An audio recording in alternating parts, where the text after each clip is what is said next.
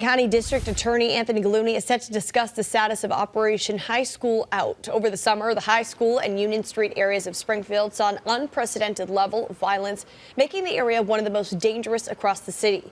Gulluni, along with two of his task forces with assistance from the Springfield Police Department, recently concluded a high-level investigation dismantling two rival drug trafficking organizations. Gulluni is set to share more details on that investigation at 11 this morning at the Hampden DA's office in Springfield.